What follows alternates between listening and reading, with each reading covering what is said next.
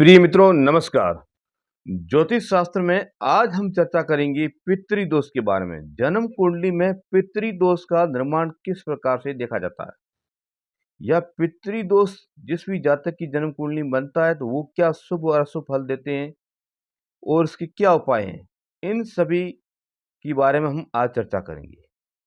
जन्म कुंडली में पितृदोष बनने का मुख्य कारण ये कि पूर्व जन्म के या इसी जन्म के पाप कर्म व्यक्ति को पीड़ित करते हैं, जिसकी वजह से जन्म कुंडली में पितृदोष का निर्माण हो जाता है।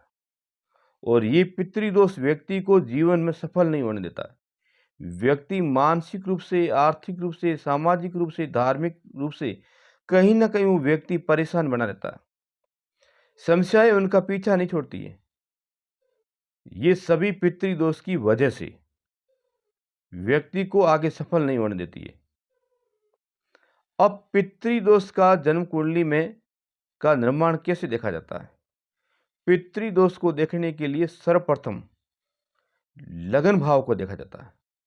जो भी व्यक्ति का जन्म लगन है, उस लगन भाव के अंदर कौन से ग्रह बैठे हुए हैं, और लगन भाव के अंदर जो ग्रह बैठे हैं वो अधिकांश व्यक्ति के पितृदोष का कारण बता देते हैं। मान लीजिए जन्म कुंडली में लगन भाव में शनि या चंद्र है, शनि या राहु है, शनि या सूर्य है, तो स्पष्ट रूप से हम कह सकते हैं कि ये जन्म कुंडली में पितृदोष का निर्माण करते हैं। या फिर सूर्य के साथ में राहु हो, या सूर्य के साथ में चंद्र हो, या सूर्य के साथ में शनि हो, तो भी ये व्यक्ति की जन्म कुंडली में पितृदोष का कारण बन जाते हैं। इसी प्रकार ये जो पितृदोष का निर्माण हुआ है वो व्यक्ति को कहीं ना कहीं पीड़ित करता है।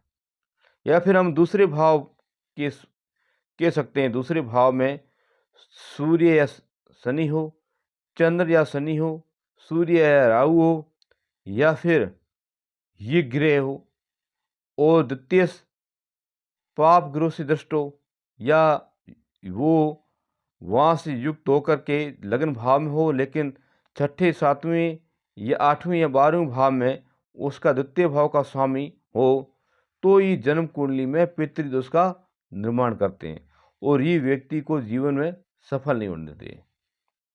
अब पितृदोष की प्रभाव क्या होते हैं, क्या उसके असर पड़ते हैं जीवन में? तो पितृदोष का पहला जो असर होगा वो होगा पारिवारिक परिवार में मतभेद। यानी कि परिवार के सदस्य एक छत के नीचे नहीं रह सकते। उनमें आपस में कलह झगड़ा होना, आपस में एक दूसरे को गालियां देना। एक ही पिता की संतान होते हुए उसमें इतना मतभेद होगा कि उनके विचार, उनके तालमेल एक साथ नहीं मिल पाएंगे। ये सभी पितृदोष की वजह से होता है। या फिर पति पत्नी के बीच में अनबन, या फिर संतान का ना होना, ये सभी जन्म कुंडली में पितृदोष के कारण की वजह से होता है और इससे व्यक्ति बहुत पीड़ित रहता है। ये दोष होने पर व्यक्ति को शारीरिक रूप से, मानसिक रूप से कष्ट मिलना शुरू हो जाते हैं। अब पितृदोष बनने का मुख्य क्या कारण? या तो उन्होंने अपने जीवन में बड़े बुजुर्गों का सम्मान नहीं किया, या फिर उन्होंने उनकी आत्मा को दुखाया हो, उनकी भावनाओं को ठेस पहुंचाई हो, तो ये सभी पितृदोष की वजह से होता है। अब पितृदोष के ऐसे क्या उपाय किए जाए कि व्यक्ति अपने जीवन में सफल हो? तो पितृदोष के लिए सर्वप्रथम भगवान भोलेनाथ की आराधना करें, भगवान भोलेनाथ की पूजा पाठ करें और भगवान भोलेनाथ का आशीर्वाद प्राप्त करें।